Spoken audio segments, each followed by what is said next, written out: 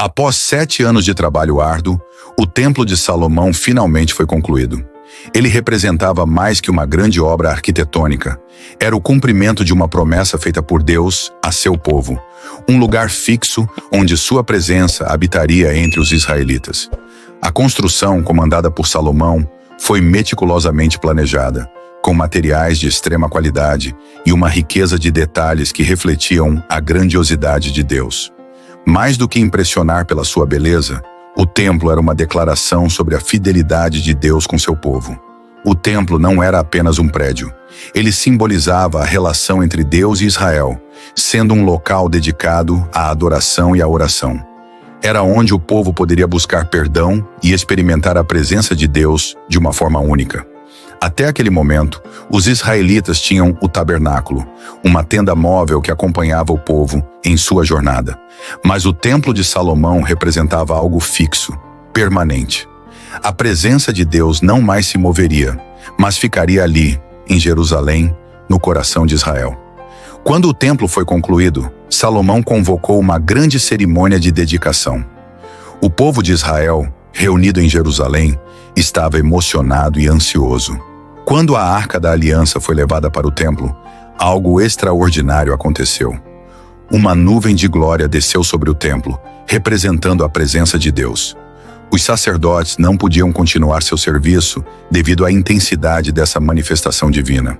O povo, maravilhado, se prostrou diante de Deus, reconhecendo sua santidade.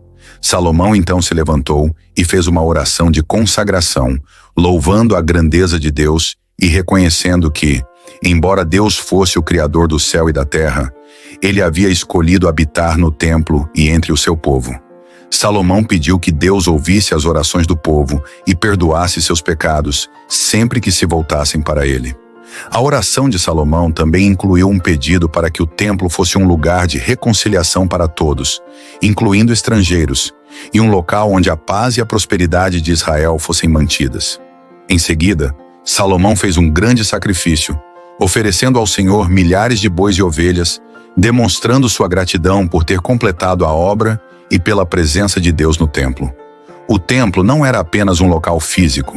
Ele era um símbolo da aliança de Deus com Israel e da contínua fidelidade de Deus a seu povo. Mas essa fidelidade não era garantida para sempre.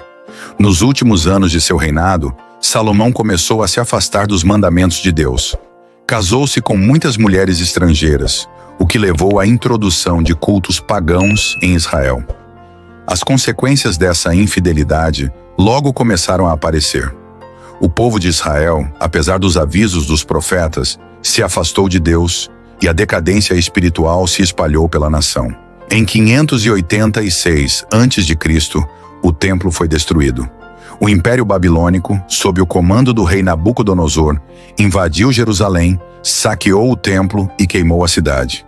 A Arca da Aliança desapareceu e muitos dos tesouros do templo foram levados para a Babilônia. A destruição do templo foi um dos eventos mais devastadores na história de Israel, mas não foi o fim da história de Deus com seu povo. Após o exílio, os israelitas retornaram a Jerusalém e reconstruíram o templo. Embora o segundo templo fosse muito mais modesto do que o de Salomão, ele ainda representava a restauração da relação entre Deus e Israel. Mais tarde o templo foi ampliado por Herodes, mas nenhuma das reformas conseguiu restaurar a magnificência original. O verdadeiro templo viria de outra forma. Jesus Cristo, em sua vida e ministério, afirmou que ele era o verdadeiro templo, o novo lugar onde a presença de Deus estaria entre os homens. Sua morte e ressurreição abriram um novo caminho para que todos tivessem acesso à presença de Deus, não mais por meio de sacrifícios e rituais, mas pela fé nele. O Templo de Salomão foi grandioso, mas sua verdadeira importância não estava na sua arquitetura ou no ouro que cobria suas paredes, mas no fato de que ele representava a aliança entre Deus e seu povo. Ele era o lugar onde a presença divina habitava de maneira tangível, e isso era o que fazia dele algo tão especial. Hoje, o Templo de Salomão nos ensina que a presença de Deus não está limitada a um lugar físico. Em Cristo, todos têm acesso a Deus independentemente de onde estejam. O templo, mais do que uma construção, era um símbolo da aliança de Deus com a humanidade, que se cumpre em Jesus. E assim como o Templo de Salomão, nossa vida também deve ser um lugar onde Deus habita, um lugar de adoração e de fé.